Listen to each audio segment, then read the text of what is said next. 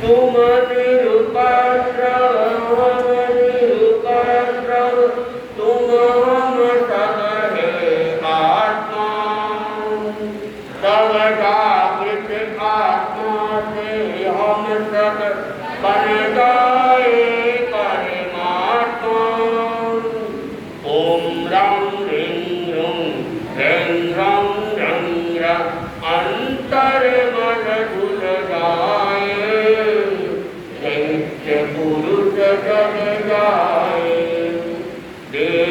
तुम्हारा पुण्य नाम मेरे मन में रम जाए, चैत्य पुरुष जग जाए, चैत्य पुरुष जग जाए।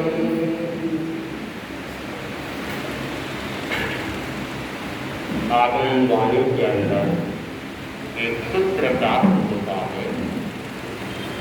संग एव मता सूत्रे निशेषा नर्थ मंदिरम। बताया गया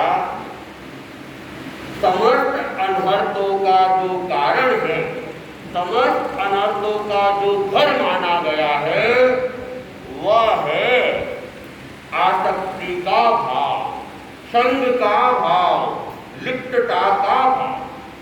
जहाँ लिप्तता है, आसक्ति है, ममत्व है, वह अपने आप में अनर्थ का कारण हो जाता है। हर व्यक्ति सुख की कामना करता है, सुख चाहता है, लेकिन जो दुख का कारण है, उस दुख के कारण को वह छोड़ता नहीं। दुख का कारण बताया गया आसक्ति का भाव। आसक्ति है वह दुख है, दुख का कारण है। और जहाँ आसक्ति नहीं है, अनासक्ति का भाव है, तो वहाँ सुख की स्थिति खुद ही घटित हो जाती है। व्यक्ति जब आसक्ति में बढ़ता है तो समस्या को मोल ले लेता है, और जब समस्या को मोल लेगा दुख हो जाएगा। कहा जाता है बंदर को चने बहुत प्रिय होते हैं, बंदरों का भोजन चना है। तो जो व्यक्ति बंदरों को पकड़ना चाहते हैं, वे लोग क्या करते हैं, चने का लालच देते और मटकी के अंदर और मटकी के बाहर आसपास चनों को बिखेर देते हैं। और मटकी ऐसी होती है कि चने से तो भरी हुई है, लेकिन उसका जो मुंह होता है वो बहुत छोटा होता है। हाथ सीधा तो अंदर चला जाए, लेकिन मुट्ठी भर के बाहर लाना हो तो वह हाथ बाहर आता है। तो एक बंदर जिसने चने के लालच में चने को प्राप्त करने के लिए मटकी में हाथ डाल दिया, मुट्ठी भर दी, अब वो हाथ बाहर निकालता है तो हाथ बाहर नहीं निकलता। खूब कोशिश करता है, लेकिन फिर भी हाथ बाहर नहीं।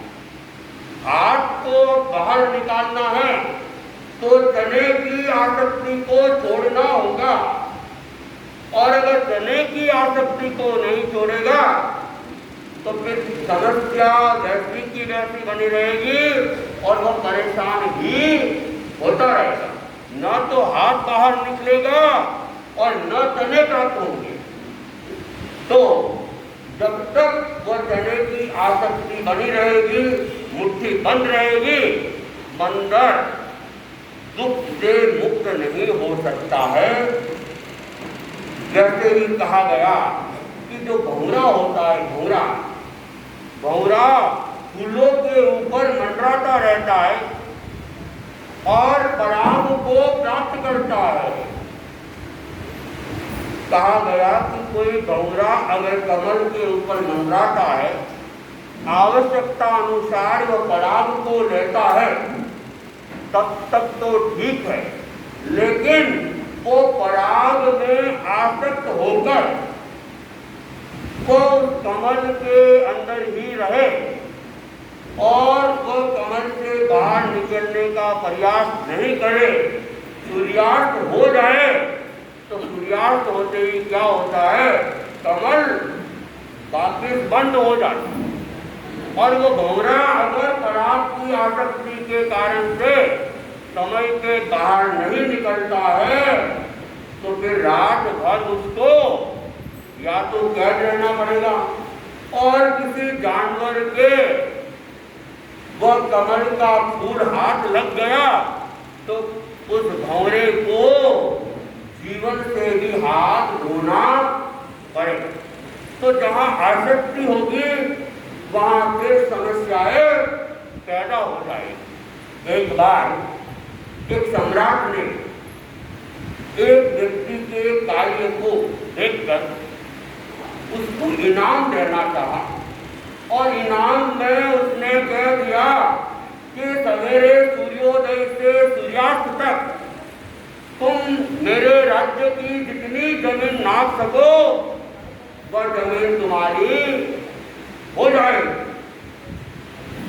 वो व्यक्ति बड़ा खुश हो गया, सूर्योदय का इंतजार करने लगा और जैसे ही सवेरे सूर्योदय हुआ और उसने चलना चालू किया, चलता ही गया, चलता ही गया, चलता ही गया। भूख लग रही है, प्यास लग रही है, लेकिन फिर भी खाना नहीं खा रहा है, पानी नहीं पी रहा है, क्योंकि उसने समय व्यर्थ हो जाएगा तो जमीन कम तो चलता ही जा रहा है। भूखा प्यासा, थकान आ रही है, पैर लड़खड़ा रहे हैं, लेकिन फिर भी वो चलता ही जा रहा है, चलता ही जा रहा है। न भोजन, न पानी, न विश्राम। स्थिति ऐसी हुई, बहुत बुरी हो गई, लेकिन फिर भी रुकने का नाम नहीं ले रहा है, विश्राम का नाम नहीं ले रहा है। मुंह से झाग निकलने लगे, लेकिन फिर भी कि थोड़ी और उस जमीन की आसक्ति में वो चलते चलते ऐसा निकाल हुआ कि थक कर वहीं के रास्ते में ही गिर गया और हालत बुरी थी और प्राण पंखेरु तक उड़ गए। तो जमीन की जो आसक्ति थी, उस आसक्ति ने उसके जीवन के प्राण ही ले लिए। अगर वो इतना आसक्त नहीं होता और अपनी शक्ति के अनुसार चलता तो प्राण भी नहीं जाते और जमीन भी मिल जाती। भरत चक्रवर्ती के लिए कहा जाता है कि भरत चक्रवर्ती 6 खंड का राजा था, 6 खंड का। एक बार वह चिंतन कर रहा था कि मेरे 99 भाई दीक्षित हो गए और किस कारण से हुए, मेरे कारण से उन्हें दीक्षित होना पड़ा।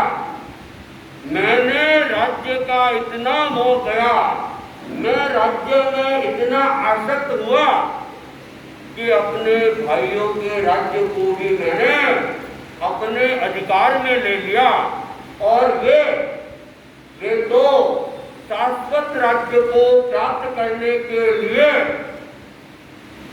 प्रभु चरणों में समर्पित हो गए, वे अनासक्त हो गए और मैं राज्य की आसक्ति के अंदर फंसा रहा। ये मैंने अच्छा काम नहीं किया। कौवा जैसा निकृष्ट प्राणी, निकृष्ट जाति का प्राणी, वह भी जब कुछ प्राप्त हो जाता है तो अकेला नहीं खाता है, काम काम करके दूसरे को बुलाता है और अपने सहजातीय भाइयों के साथ मिलकर खाता है। और मैं उस कौवे से भी निकृष्ट हो गया, अपने भाइयों के राज्य को छीन लिया। इस प्रकार उनके मन में एक पश्चाताप की भावना आई कि वे तो अनासक्त हो गए, और मैं राज्य में आसक्त हो गया। इस प्रकार चिंतन करते करते उनके मन के अंदर भी राज्य से एक तरह से अनासक्ति होने लगी, कर्मों से वे हल्के होने लगे और राज्य करते हुए भी राज्य के प्रति उनके मन में कभी आसक्ति की भावना नहीं रही।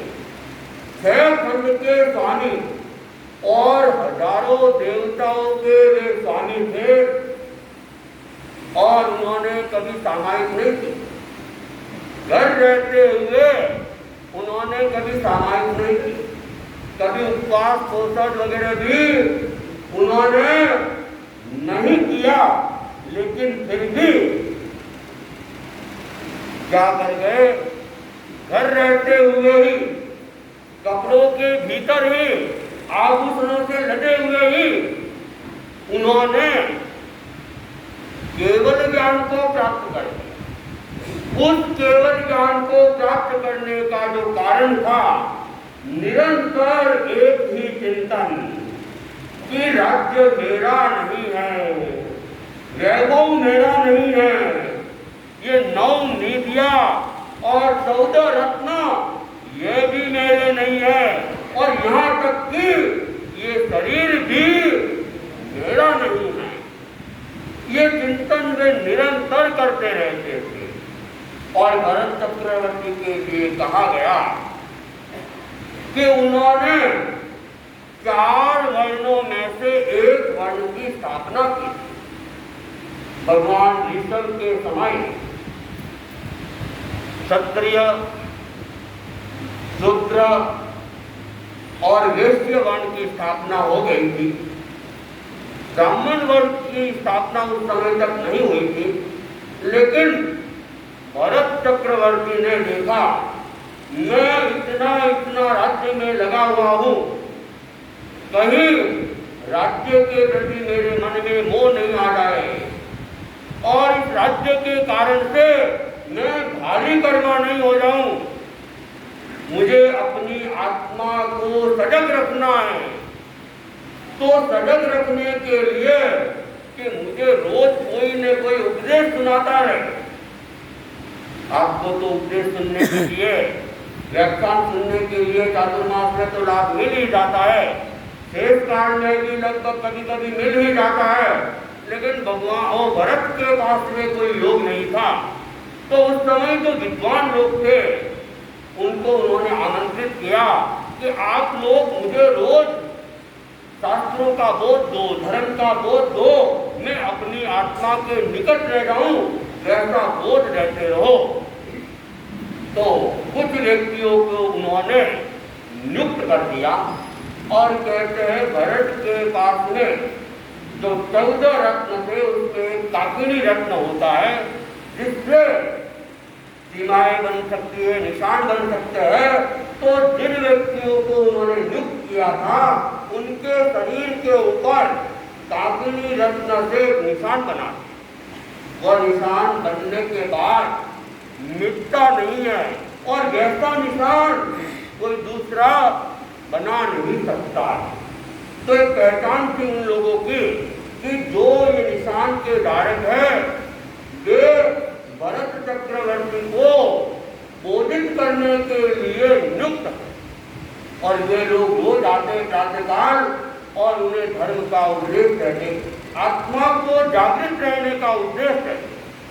और भरत भी चिंतन मनन करता और इस प्रकार वह अपने आप को जागृत रखने का प्रयास किया। आज भी ब्राह्मण वर्ग कहते हैं जनेऊ पहनते, तो जनेऊ का जो कारण बना था, वो जो निशान बनाया गया, वो निशान तो कहते हैं चक्रवर्ती ही बना सकते हैं, लेकिन जब चक्रवर्ती नहीं रहे तब भी वो परंपरा एक चालू रही उपदेश देने की, उनकी पीढ़ियों में भी चालू रही।